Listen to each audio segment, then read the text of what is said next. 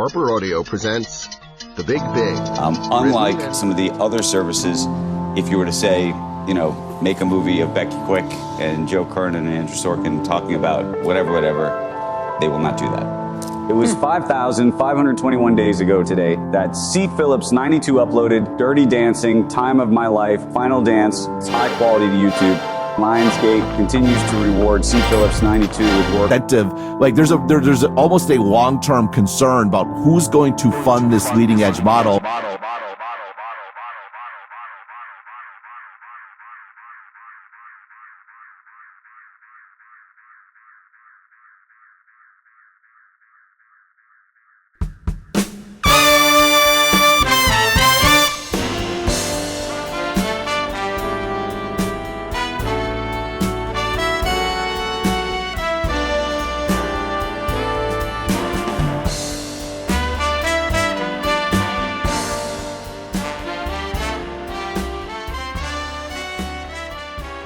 In California now they're after the anti-consumer, the non-consumer.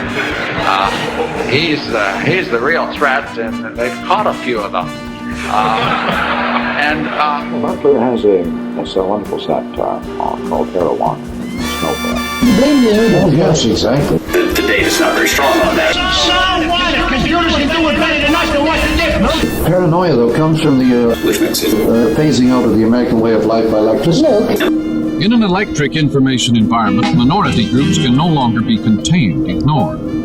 Too many people know too much about each other. Our new environment compels commitment and participation. We have become irrevocably involved with and responsible for each other. And so that's where we're heading, into a world of tight public morality and total immorality in the private sector, which is tribal. Tribal man doesn't have any private ethic. He has taboos. There are a few taboos, but there's nothing private about them. So from now on, our morality is going to be survival kit, and the tribal chief has to be perfect because their survival demands that. So that's going with that revolution. Then is we mentioned from hardware to software, which is the end of the old industrial age. The big business. I'm doing a book called The Second God. Yeah. Is there any relation to the first one? Well, you see, I say the first God created man, and he's been trying to make man moral ever since.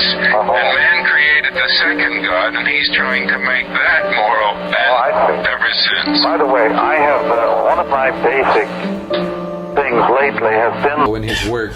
Vigo it was who insisted that every Pattern recognition. Every technology, every extension of man's powers, every amplification, every technology was literally a god, small g. All of these things, it seems to me, profoundly relate to the rosary and to the church and the mystical body. I'm doing a book called The Second God. Yeah. Is there any relation to the first one? You know, there are no atheists in foxholes. A foxhole is a place where you hide when you're being bombed. Oh, yeah. There are no atheists in foxholes. This recording is the property of Typo Negative in Brooklyn, New York.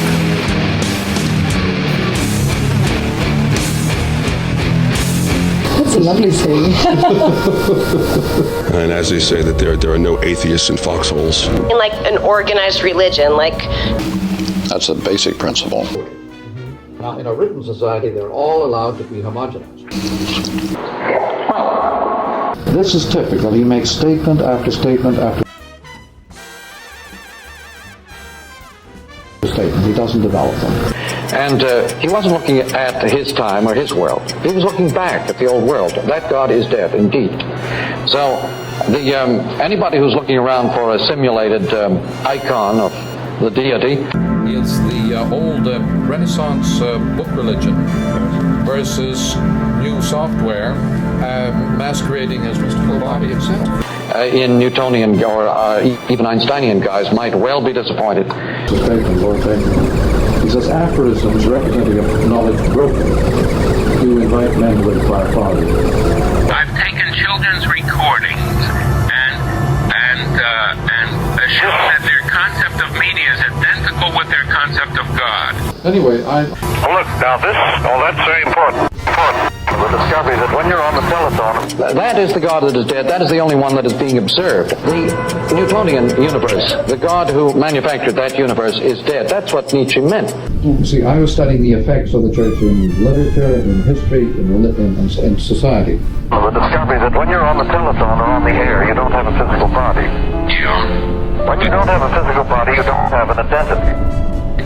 When you don't have an identity, you don't have any morals. Is the old Renaissance book religion versus new software masquerading as mystical body. So we've lost all, not only goals and objectives, all gone, but our ethics are gone. Now, as the private ethic disappears and private morals disappear, there suddenly comes a strange new need for public morals. This is the tribal. The tribal man demands absolute integrity of the chief, no fooling around. And the kids today don't give a damn about private ethics, but they are very deeply concerned about public ethics. Since Sputnik, the only thing you can design now is the whole planet. I believe. The egg group is very, very weak egg group. Don't think you'll find any more panic about communism in North America. Well, it's receding, but... No, we've already moved over into communism. The new software environment is sort of tribal communism, isn't it? On a huge scale in North America, in the sense of accepting socialist services in the 20th century. So I mostly seem to IG Story. Politics have moved completely into show business, and increasingly so since Watergate. It is big show business. Totally. Policies no longer matter because whether your electric light is provided by Republicans or Democrats is rather unimportant. Is rather unimportant compared to the service. Debunking serious things and serious people. Erasmus's praise and following. Rabelais' Gargantua. These are Menippean satires that are debunking serious people. Who? Menippean. That is, I mentioned it earlier, apropos the Dostoevsky book, Bakhtin. Menippean satire includes Lucian, the dialogues of Lucian. It includes the Petronius, the world of funny stories. Well, except they've become anything but free men. Well, go on now, you're philosophizing. And so the war is inwards is another way of saying that within our verbal world, our verbal universe, we have created a massive disorder, and transparency is an overlay, which is pure chaos. So the war is inwards. The war is in words. All my poems are on parole. Nice headline. Well, now let's cut.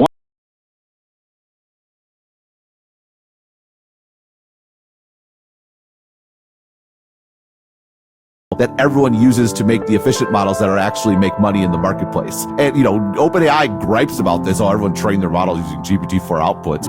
Justice Souter, writing for a unanimous court, held that parody could be protected under the Fair Use Doctrine, overturning the Sixth Circuit's ruling that the commercial nature of Pretty Woman made it presumptively unfair. However, I do know there are many on Prime.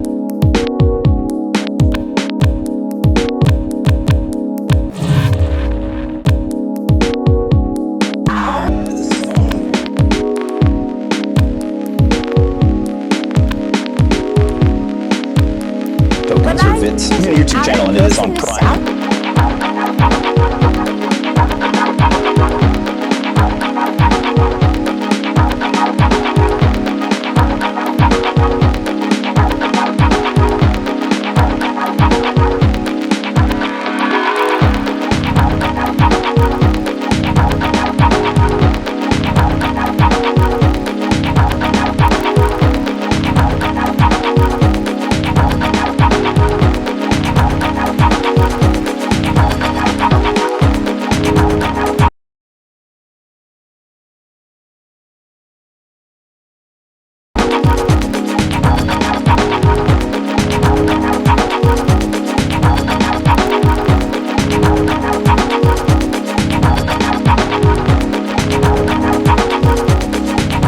Pursuit in some French New Wave appreciation.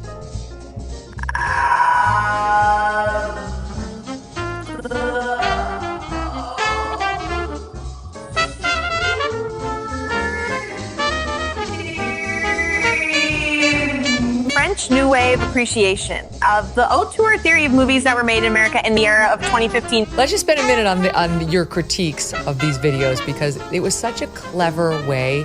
You approached it very forensically as a filmmaker and just kind of had some issues with the direction and the editor. Before that guy made people reevaluate their understanding of media, wrote that again.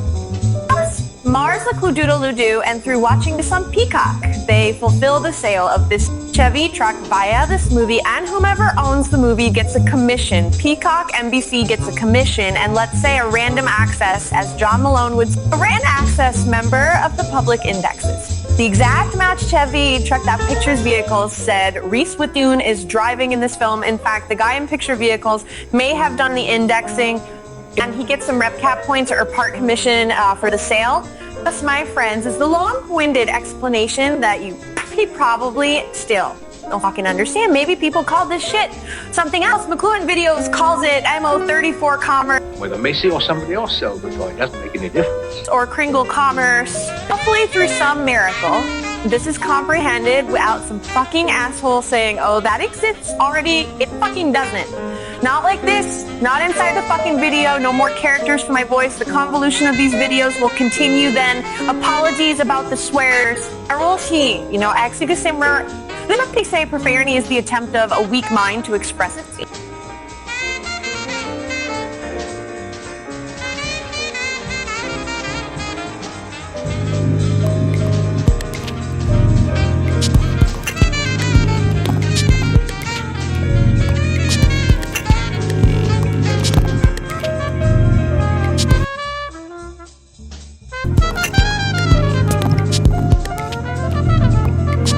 Possibilities of reducing licensing. Did you not know anything about me? I have seen your... This 8% on tomato do plenty. And I feel that we can use technology to bring ourselves closer to each other, even in private. Now tell me about Which brings us back to video.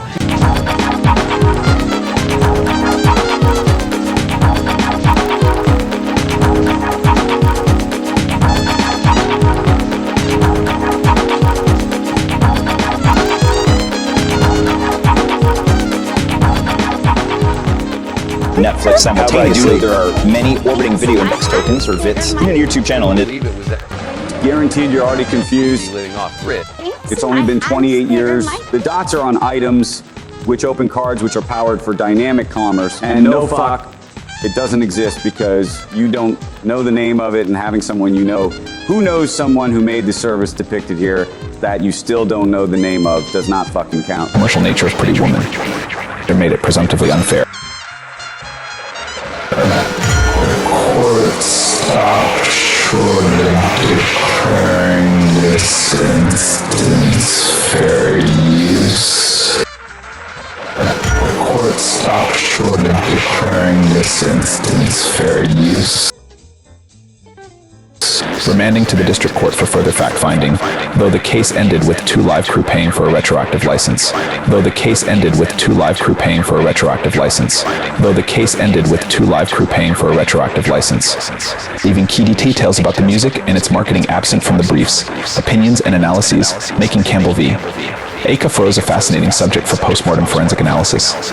And, OpenAI gripes about this, how everyone trained their model using GPT-4 outputs, which is, as we noted, is a great irony given their liberal interpretation of the use of other people's sort of textual outputs. Imposing the cost of actual or potential copyright liability on the creators of AI models will either kill or significantly hamper their development, Andres and Horowitz warned. And claim the generative AI programs represent new computing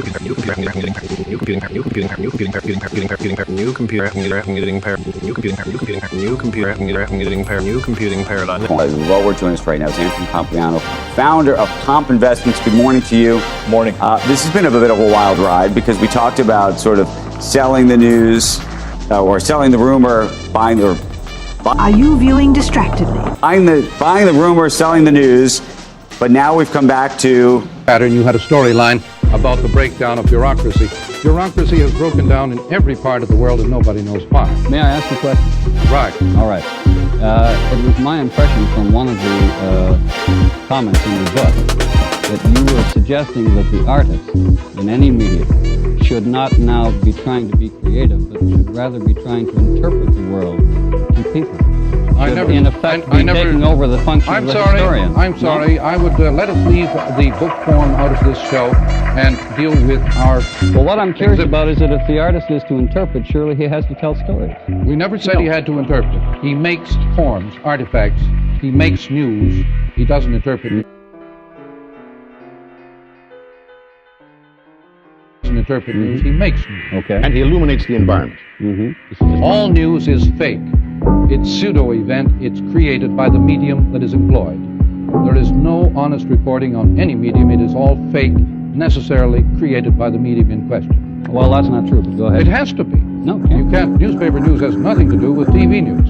Now, here is an example of TV news mosaic, Huntley Brinkley style. It's an ad in a newspaper, therefore they use non-representational objects. Here is another example of a totally different type of advertising. Love thy label as thyself is the necessary motto of every advertiser. Here is the Volkswagen ad. It's an icon. It's a symbol.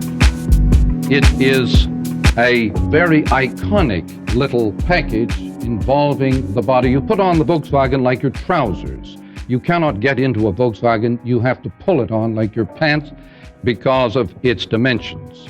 I think we should elaborate, Marshall, actually, on the word icon.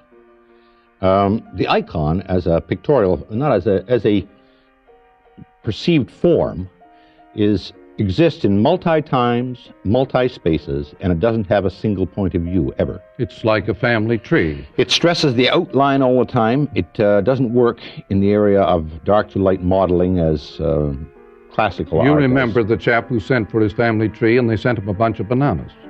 That's icon. It tells... Now, in the case of modern, like this program is called W5, that's icon. All IBA, IBM, RCA, CBC. all these, CBC, all these are iconic forms. They're not literary. Which is to say the symbolic. They are involving, symbol means putting things together, not connecting. Anyway, the Volkswagen is a masterly art form of advertising in terms of the electric age. It is tactile, kinetic, and involving and acronymic. The acronym meaning letters. Now, that is a good TV image, and Honeywell, for example, flopped as an outfit compared to IBM because Honeywell is a miserable term to apply to a computer.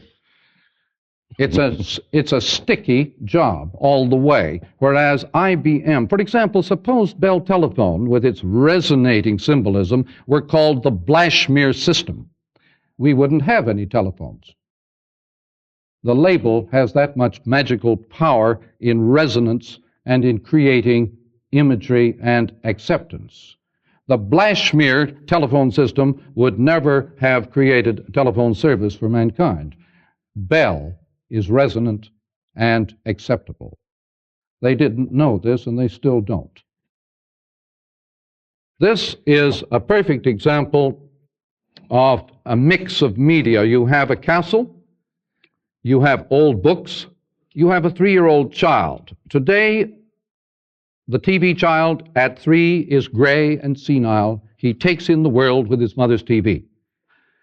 At 3, he knows more about the planet through advertising than his grandfather ever knew in 60 or 80 years of life. Gray at 3, the TV child, is the lumpen proletariat, the new Marxist proletariat of our time. Go and see If, The Graduate.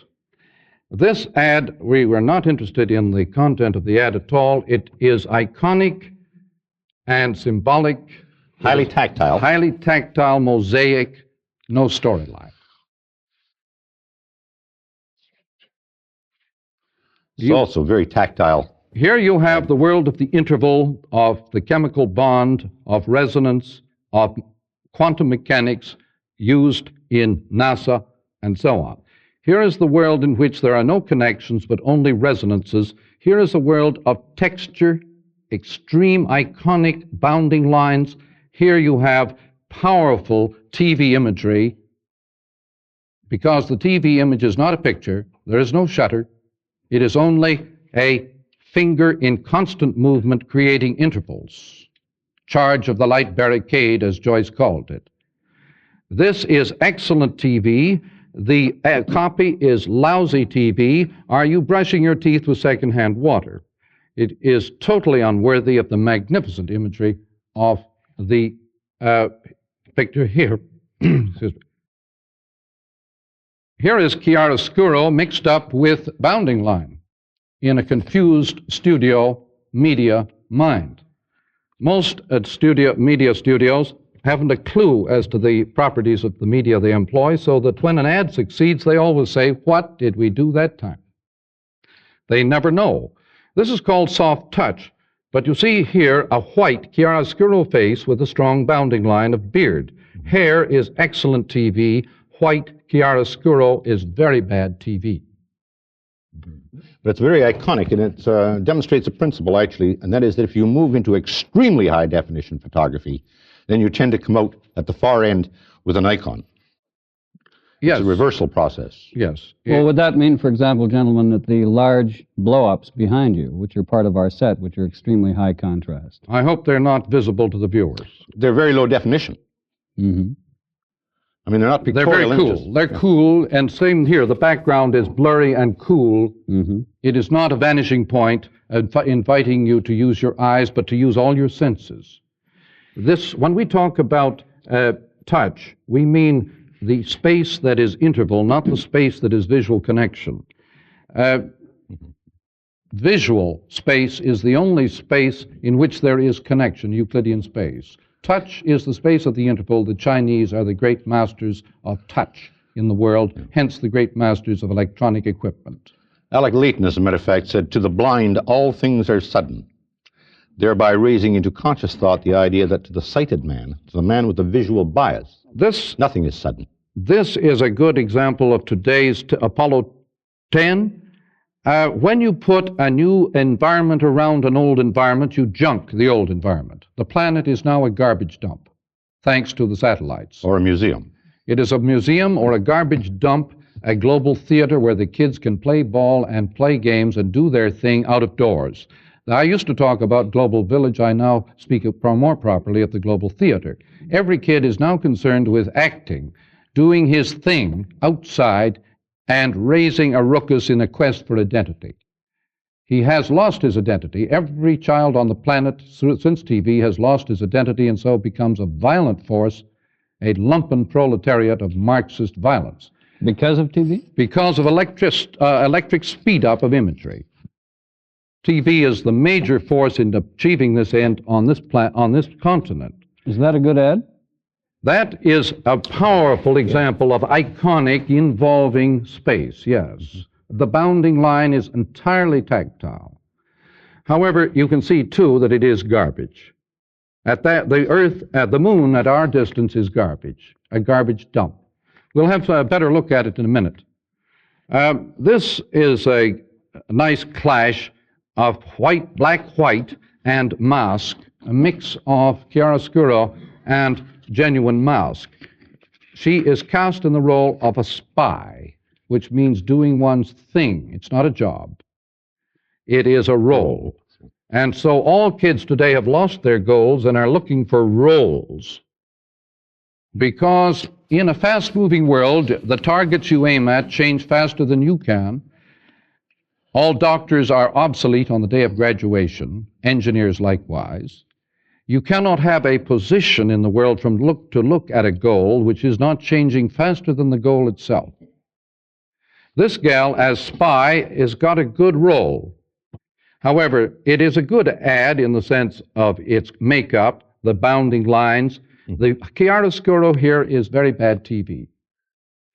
But there is a lack of individualism here. Yes. I mean, it has become a mask, it has become an icon in that sense. And Hertz, the inventor of radio, said, the consequence of the image will be the image of the consequences. This in a vast world of information, everybody becomes a spy. That is, everybody is keeping everybody under surveillance today in the world of information. Now, Jay, I'm so glad you're healthy, you're recovered. You had some minor surgery last year. Yes. And we had John McEnroe come on to tell your story. Unbelievable.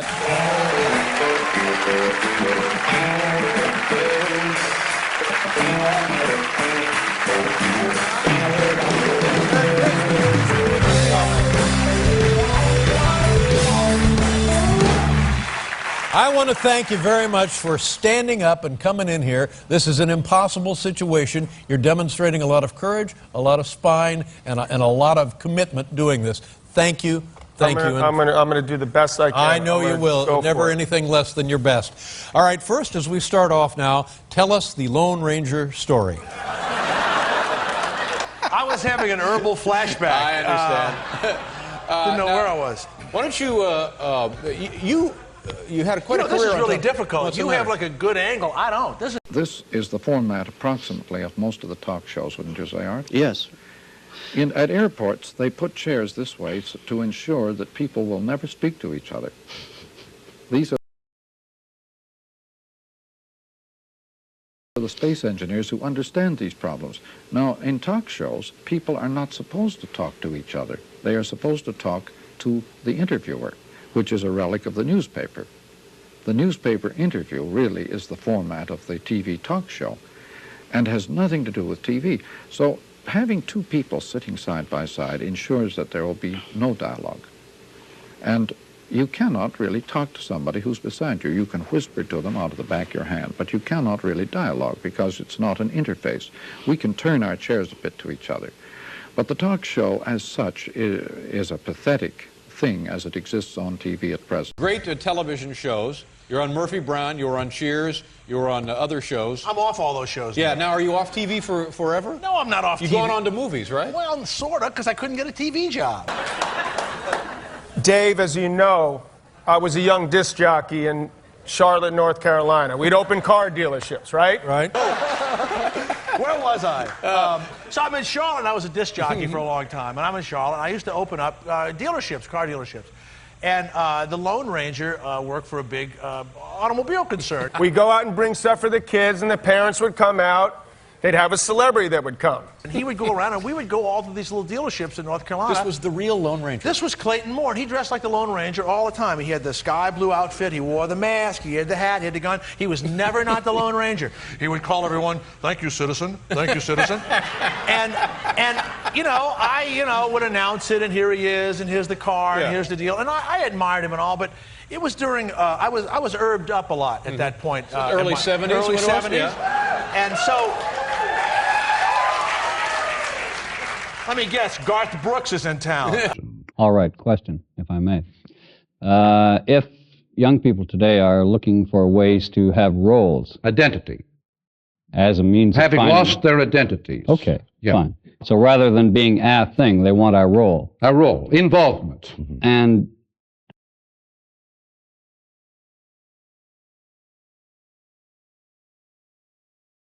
how does that relate to television or to visual things? TV offers no goals, no point of view, no perspective. Only iconic involvement. Movies offered only involvement with symbols, is that what you mean? That automatically involvement creates symbol. Symbol means juxtaposition. It means mosaic. It has nothing to do with dictionary meanings of, semantics. It has to do with a technique of putting things side by side, like The Wasteland. Or like any Eliot poem, it's all side by side. The front page of your newspaper is all symbolism. It's poem. The front page of any newspaper is poem, symbolism. And it's abrasion. Now, art crashes through, the entire world perceived as junk heap. Shows, wouldn't you say? The junk world is the world of the artist. He sets about creating order out of junk and garbage. Garbage means clothing. The new clothing of the planet is garbage. It isn't only New York, but the entire planet is now like that, a garbage dump. Everything on the planet has been scrapped. Every institution. And so the artist now comes into his own, so that every child, every member of our population has to adopt a creative role in order to survive. Well, then we're not heading for the apocalypse. Who knows? The apocalypse, which way is it coming from? Okay, anyway, I wasn't making it very. I was just thinking. You say that I am suddenly discovering that you have a positive use for the mass media. Well, no. Yes. Yeah. Okay. Anyway, there's nothing wrong with that. I have absolutely, but I'm not against. 4 days ago, you told me that we were running to apocalypse. But I'm not. Oh no, I didn't say. Well, you didn't say that, but you said that you agreed with me that it was impossible to switch it off. Oh no. Yeah, that's right. And I don't think we can live with our knowledge much longer. Right. No. Therefore, that is apocalypse. Oh, if you like, apocalypse is after all a theological concept. Oh. It is entirely theological. It's not physical. Well, okay. How do you see it in physical terms then? Well, just complete breakdown. Complete breakdown. Yeah. Okay. But would that be a complete breakthrough? Yeah. Because about that time you rediscover what you should have known all along, that you're in the hands of a supernatural force. So that would, you mean... That is the breakdown. When people, there are no atheists in foxholes. You know the old saying? What's... A foxhole is a place where you hide when you're being bombed. Oh, yeah. There are no atheists in foxholes. That's a lovely saying.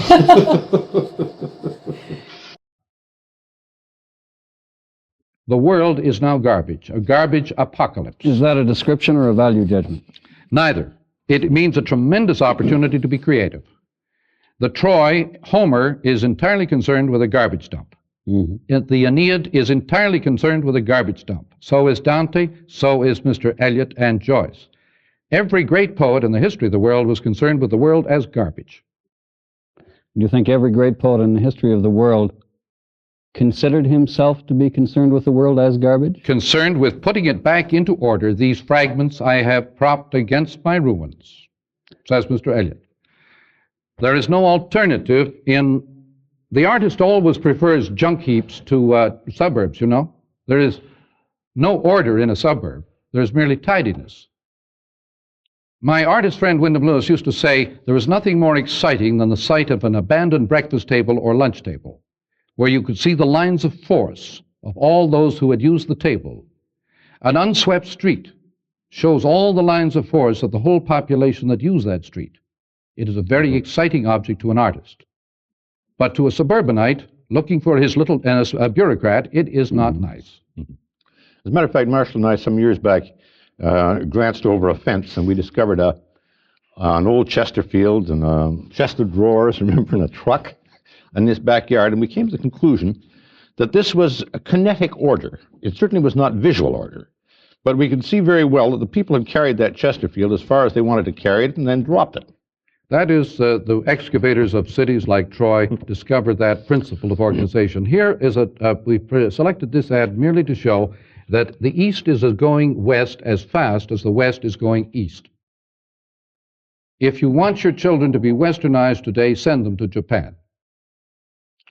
They are being orientalized here at a very fast clip. We will soon be sending our children to the Orient for westernized education, since they can no longer get it in the Western world. One of the effects of... I don't think that means anything. At least it doesn't to me. All right, let me put it this way. More yeehaws.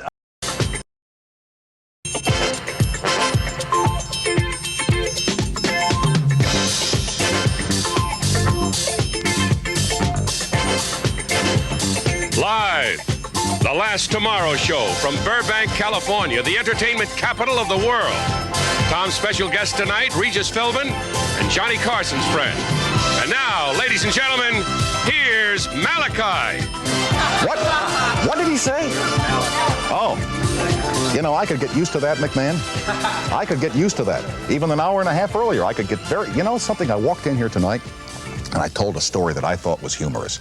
And Ed McMahon laughed at it the same way he laughed at Johnny's stuff. I said to Friendly, I said, you see, my stuff is funny too. Tonight we want to welcome. It's Welcome Affiliates Night here on the network, and I believe the Tonight Show has already welcomed our new affiliate in Indianapolis. This is a potentially awkward situation because we're on the old affiliate tonight. And I don't want to make them think we don't appreciate their years of service and loyalty to NBC. That would be WRTV in Indianapolis. But on Monday, we start on WTHR-TV, Channel 13. That is not the only change we are making tonight. We are saying goodbye tonight to another station. I don't know what it is, but it's in Birmingham, Alabama. No, we are not saying goodbye to Birmingham. We're wishing them a happy 30th birthday is what we're doing. we're saying please stay with us. WAPI-TV, Birmingham, Alabama, celebrating its 30th anniversary on the 29th of May this year as the first television station in the state of Alabama. I thought there was a problem there. Now they'll get a call in New York tomorrow from Channel 13 in Birmingham saying, hey, we're leaving. WAPI-TV, congratulations on your 30th anniversary on the air, serving Birmingham, Alabama. And we would have done this on Tuesday, but that was the night of the farewell party. I don't want to spend a lot of time on the fact that this is the last show that we're doing from Burbank, California, for probably the rest of the time that I do the Tomorrow Show. And that's not an announcement for the newspapers, but probably it'll turn out that way. And it gets maudlin. But let me just say to you that this has been the longest goodbye in the history of television. We have been saying goodbye to Burbank, California since March 28th. So, where was I? Would you just shut up for a second? Man, oh man, I come here and I get nothing but aggravation. Where do you usually go, as they say? Anyway, right, so where was? Oh, so the Lone Ranger and I are doing this thing, and a buddy of mine comes, and he couldn't get a ride home or something, and he's there, and I go, well, you want us to give you a ride back to the hotel? He says, sure, I'll take a ride. And we're driving down Independence Boulevard in Charlotte. We're both these long-haired, shaggy, hippie type. And the Lone Ranger is sitting in the back seat of my old beat-up Volvo. So we're like this, and a guy at a stop sign backs into my car and crashes into my car. Oh, no. And he pulls away, and I go, man, this is terrible. Now, we're all like, like this, and I'm driving in the Volvo, and he's hopping around, and, it's a four-cylinder, so So I catch up to this Buick, and the guy's not aware of anything, and I pull in front of this middle-aged guy, and I hop out of the car, and I go, hey. He goes, what do you two want? I said, you smashed into my car. He says, no. I said, yes, you did, and I'm calling the cops. Yeah. People would come from everywhere. He says, oh, yeah?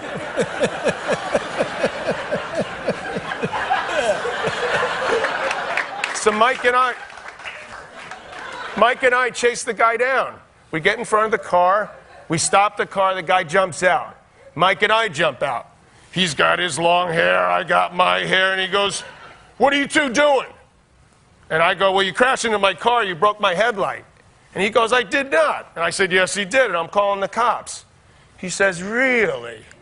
Who are the cops going to believe? They're going to believe you two hippie freaks or me? Who do you think they're going to believe? Me or you two hippie freaks? And the Lone Ranger gets out of the back of my Volvo.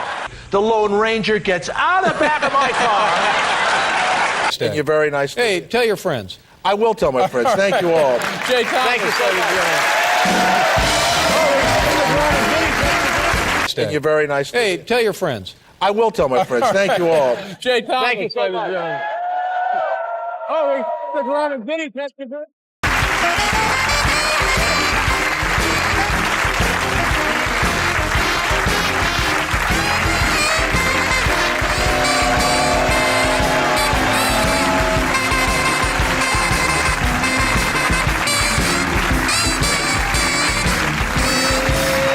How do you do, ladies and gentlemen? With 29 touchdowns, our next guest helped lead his team to their first division championship in 29 years. Ladies and gentlemen, here he is from your New York Jets, Vinny Testaverde. Vinny.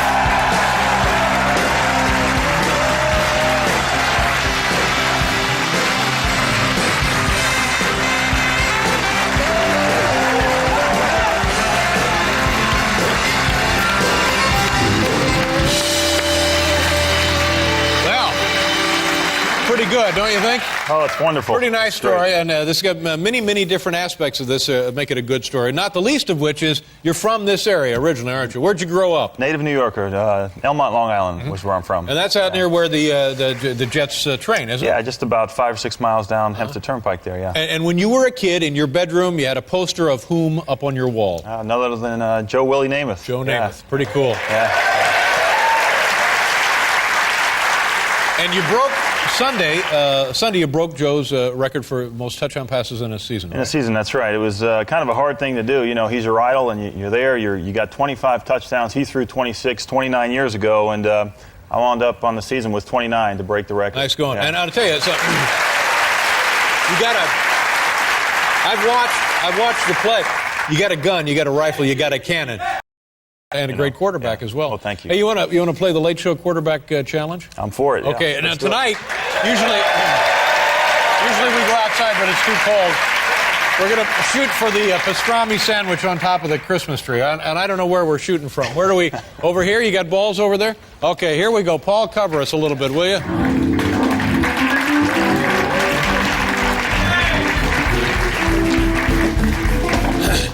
All right, go ahead, Vinny. Loosen up, buddy. Oh, man. Vinny Testaverde, ladies and gentlemen. Take a shot right there. Just Go at ahead. the top there, Yeah, huh? the big pastrami right up on the top of the tree. Whoa, wide to the right. I'm going to put this over there. All right, let me get in here. See what I... Oh, almost on the rebound. Okay, it's all right.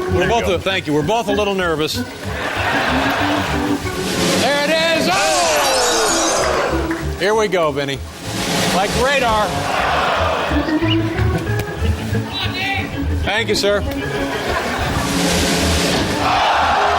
Ready? The crowd loves it, doesn't it? Here. You guys stink. Oh, here. She's try one. There you go, Joe. There you go. Come on, man. Where is it? Where is it?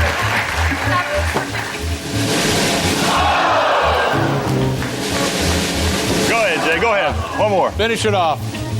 We're running out of tape. Oh, what a cannon. What a gun. What a rifle. Oh! Vinny's getting pissed. Oh, very close. Grab the ball again. Wait a minute. Oh, it's my way. Kick one.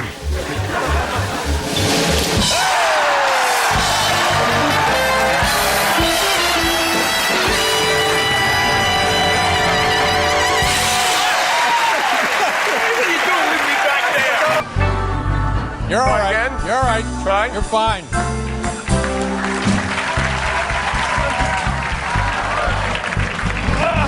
Oh, very close, John. Yes!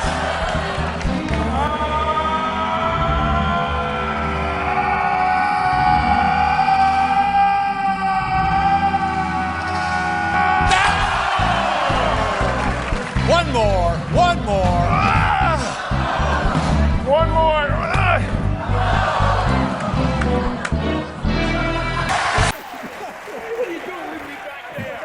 Who are the cops going to believe? They're going to believe you two hippie freaks or me. The Lone Ranger gets out of the back of my car.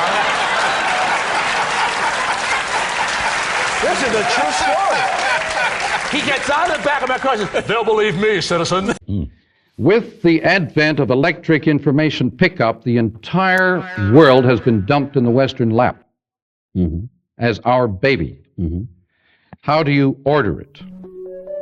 Now, in the Renaissance, the Gutenberg presses picked up the whole of antiquity and dumped it into the Renaissance Western lap. Caused huge chaos, and it junked the whole medieval world overnight, the feudal world. Today, our entire Western world has been junked by being outmoded by fast-moving information. The whole of backward societies have been dumped into our laps as was our responsibility. And this is what this means, that by these airlines, you can now go to any part of the world and share, do your thing in their world as easily as in your world. Now, our kids can't wait to do the Eastern thing in the West. The West is doing the Eastern thing, the East is doing the Western thing. Very fast. It's a total flip, transformation. But it's going on at such a speed that nobody seems able to accommodate to it. Here is an example of failure to accommodate to East and West. Americans are all hung up about Indonesia. Here is the answer. cowboys and Indians being played out in Indonesia in the quest for a recapturing of the American image of Bonanza Land, of the Wild West. Indonesia, guerrilla warfare against the yellow man, the red man, is a wonderful opportunity of recapturing a lost identity on the part of the USA.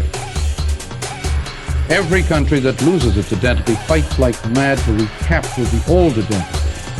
Hence the enormous relevance and importance of Westerns in American life. Couldn't one suggest just as respectably that in a world grown very... Heaven preserve us from respectability, Mr. All Troy. right, irrespectable. Yes. Or unrespectably. The fastest spoon in the West is good copy. And I hope you have all been to see the new James Garner Sheriff story, because there you have a perfect example of how the Westerner regards his image of himself. A man who can move into any garbage dump and tidy it up into a law-abiding community in a few minutes. I'm tempted to suggest that if light and shadow and dark I don't think color temptation has any relevance here, Mr. Troyer. I think only perception is important. All right, my perception... So, Bear, will you please draw your attention to this picture and say what you think about Westerns? Oh, I think Westerns are an attempt by people who live in a very complex world to find black and white solutions. You think that ours is a complex world, not the West. The Wild West is simple. Smile when you say that, stranger, is a famous remark from the first Western ever written. And I suggest that you smile. It's about time I smiled, and I'm sure we're getting close to the end of our time. Buying. Yeah. It's a Bitcoin-focused asset management platform that combines cryptocurrency and other assets. I won't say real assets, because that sounds funny, doesn't it? It's like, you know.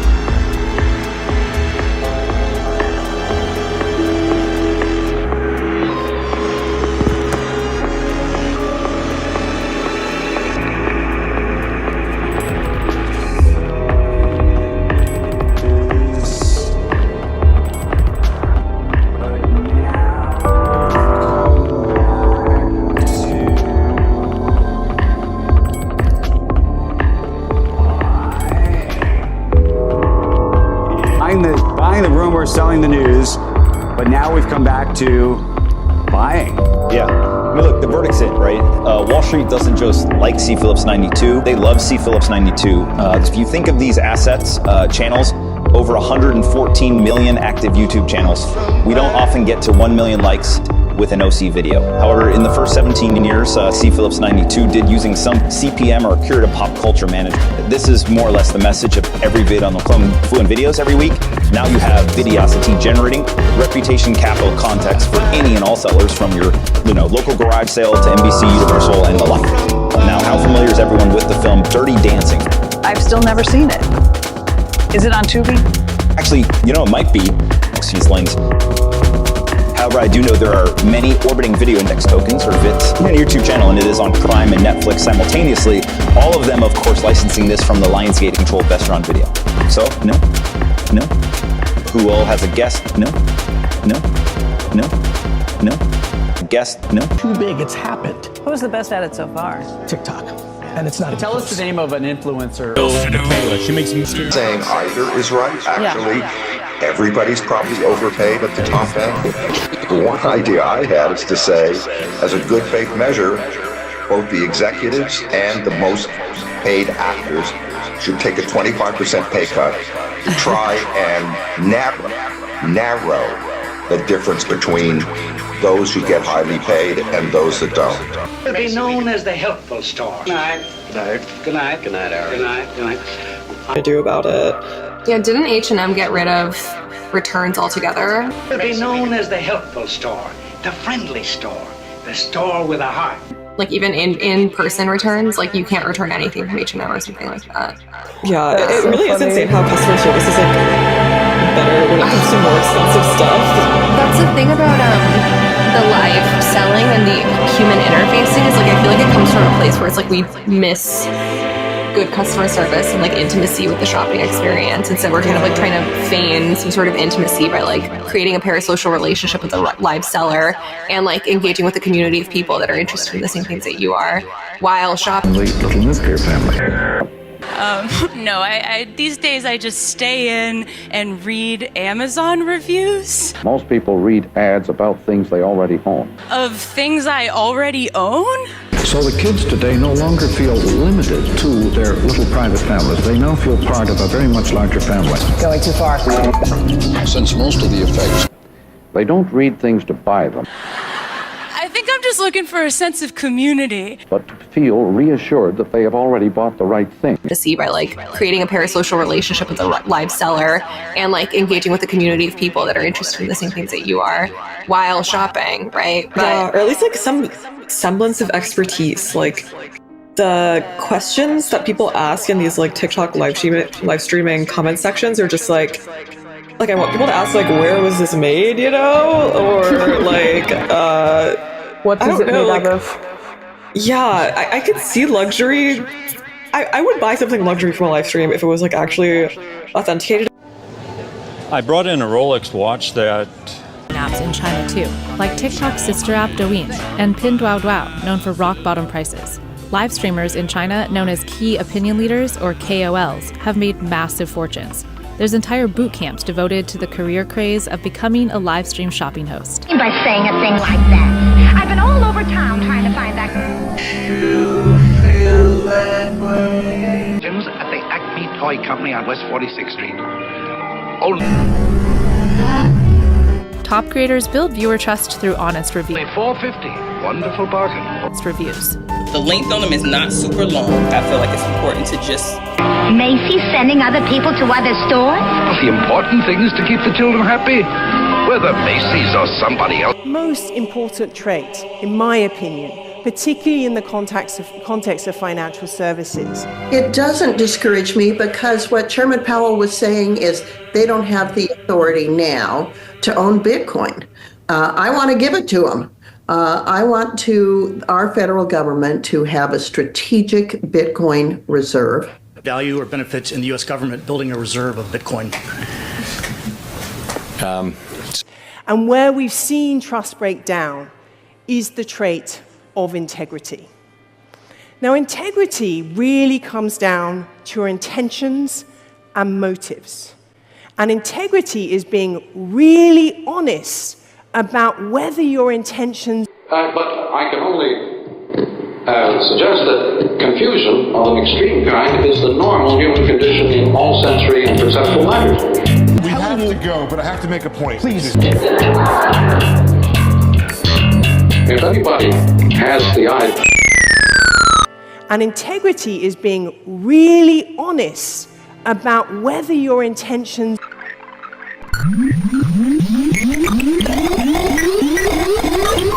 Well, please let me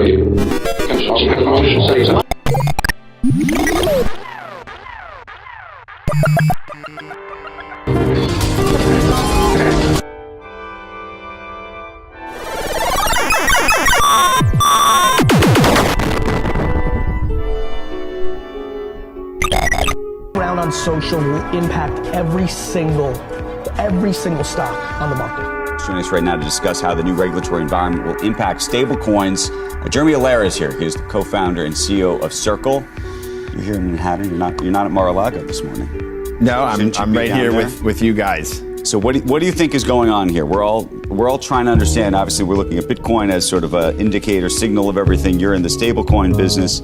This idea that the Trump administration is going to embrace crypto means what? What does it actually mean in reality? Look, I think there's a bunch of pieces to this. I think the first is we've gone from an administration who, on many fronts was either outright hostile to or constraining of, this industry to an apparent administration and broad bipartisan support in Congress that actually wants to get good laws on the books, that wants to be constructive in rulemaking in the agencies, wants to get more of the market active and growing, get banks involved. And so it's a pretty dramatic shift from that perspective.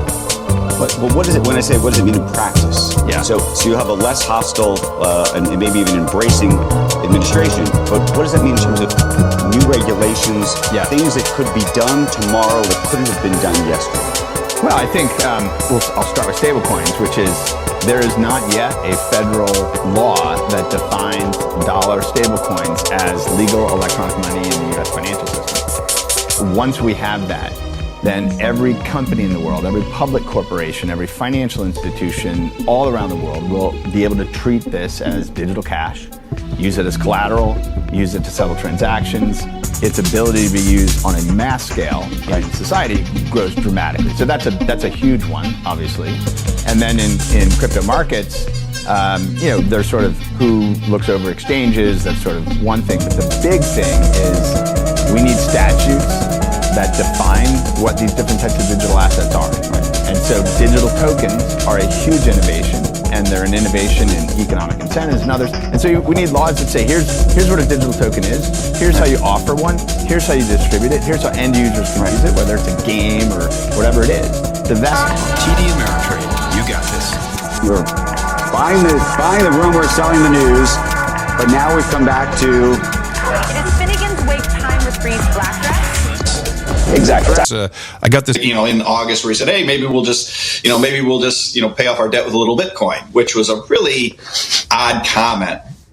I started to wonder if Bitcoin is the new oil, that it's not, that it is Bitcoin is going to be inflated like oil was so that it will inflate stable coins so that stable coins will buy a lot more treasury. Basically, Bitcoin going much, much higher.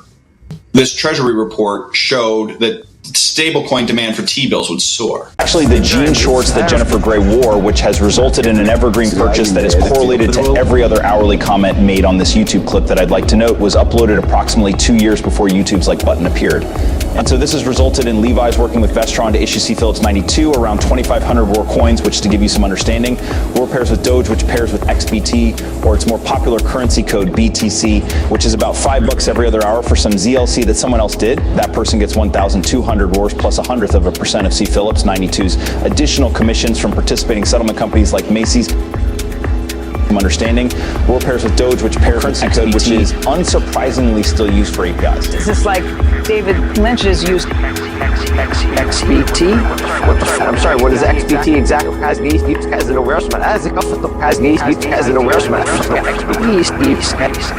the fuck is that? I'm sorry, what is XBT exactly? David Lynch's use of 10 or X as some sort of new level or number of completion.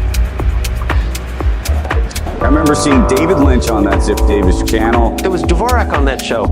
And he had a phone with an X on it. I believe Leo Laporte hosted it. What were you going to say, Joe? I can tell you. I'm not going to say. Back to the question at hand, Videosity reported that it was babies cut off Levi's jean shorts that sell even now a pair an hour like some kind of transactional waterfall in a vaporwave shopping mall. ITM. So, and just to be clear, this is a different usage of X, not like that behind the scenes scene on the ZT A-Box with Laura Dern. This is XBT, and it's the application programmable interface currency code for Bitcoin. Software seems to have a problem solving things that are invisible. Is that what Pomp just said? Because I agree with that. Is that what this thing does? Curiosity? Indeed. Video curiosity, is that what it stands for?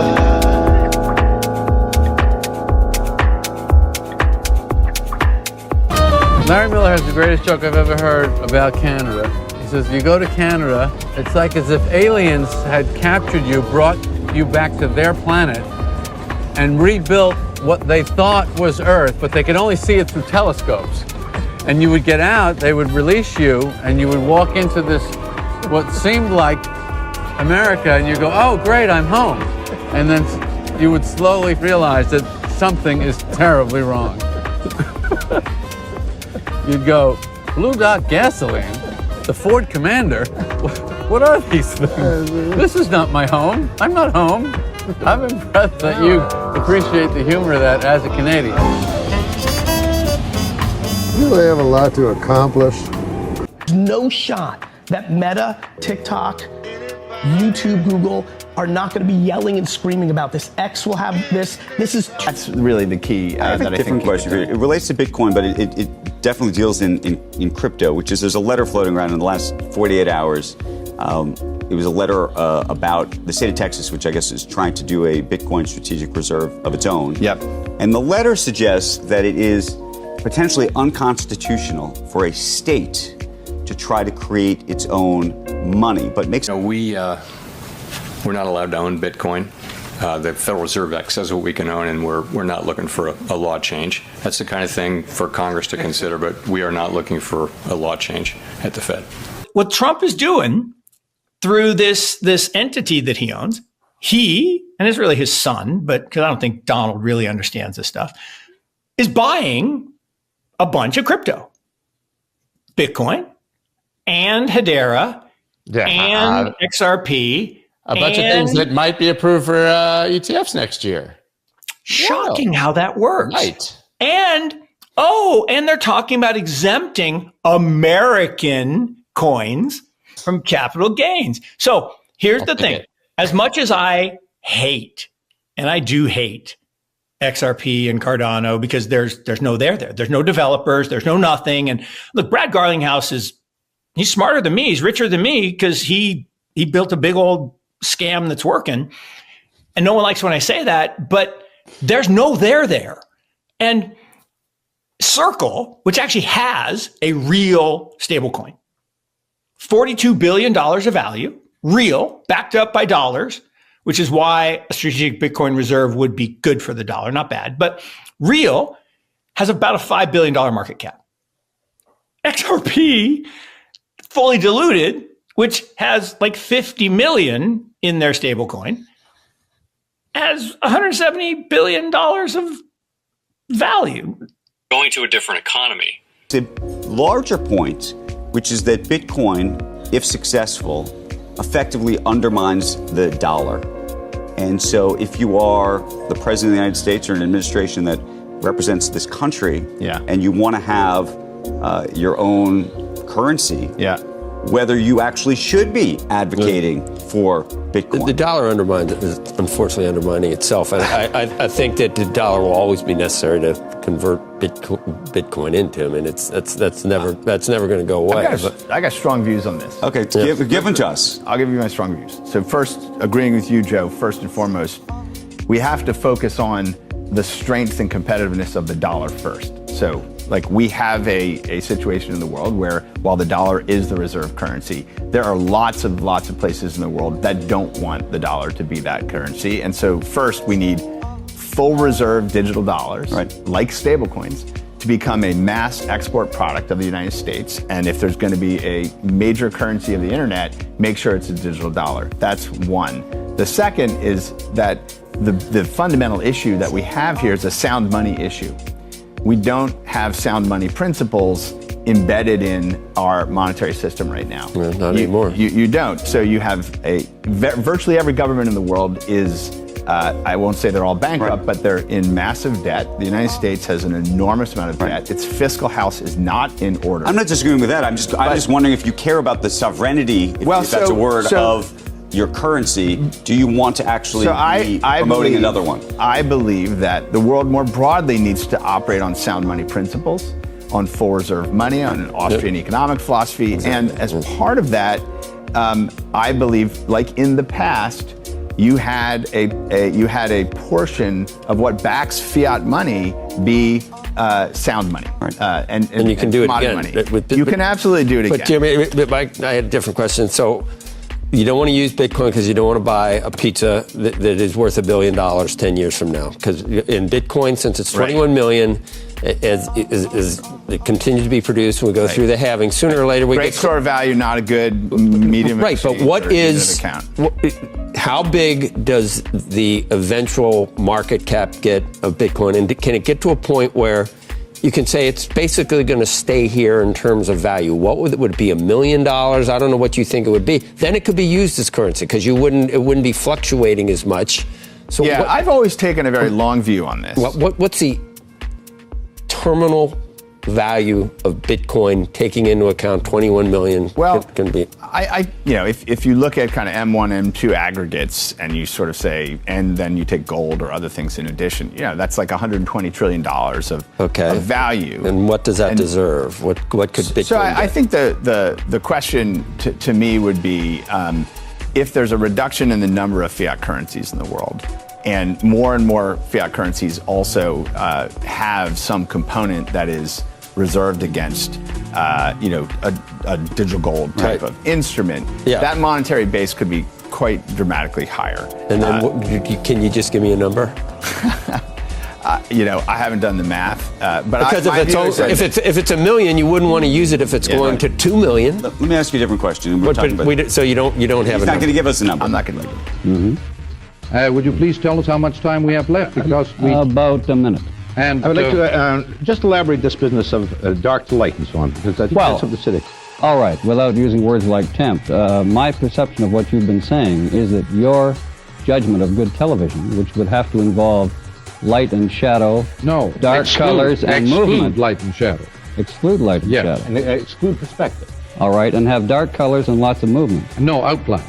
All right, outlines. And processes. All lots right. of processes. Put that all together, and my mental image is one of a black hand pushing finger paint around on the screen. Very good. Those are the that best would be TV good television. Ads. Yes, and when you see that juice being poured out on spaghetti, that is good TV. Mm-hmm. Glug, glug, glug. That is great TV. Okay, I think we are out of time. Thank you very much, gentlemen. Very good. Thank you. I'm going to read the book again. I still don't understand it, but I hope some of you do. You will in time. It takes it takes a lot of time, man, and work. All right, I'll work hard at it, and we'll try to bring you some good TV. It took us 35 years. In about a minute. Thanks for watching tonight, and for 120 minutes, I'm Iggy Pop. Now, this is a little bit of time I've got to tell you about my new record, but I think a better use of time is just to say, yeah, okay, I'm making a new album. It'll be out in the spring, and I want to read some poetry by Ezra Pound. And then went down to the ship, set keel to breakers, forth on the godly sea. And we set up mast and sail on that swart ship, bore sheep aboard her, and our bodies also, heavy with weeping. And winds from sternward bore us out onward with bellying canvas. Circe's this craft, the trim-coiffed goddess. Then sat we amidships, wind jamming the tiller. Thus, with stretched sail, we went oversea till day's end. Sun to his slumber, shadows o'er all the ocean.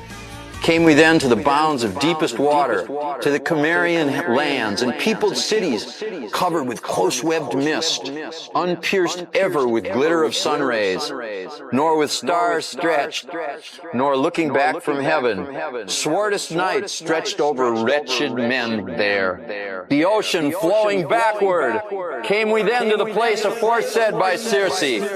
How did they write, Paramedes and Eurylochus, and drawings.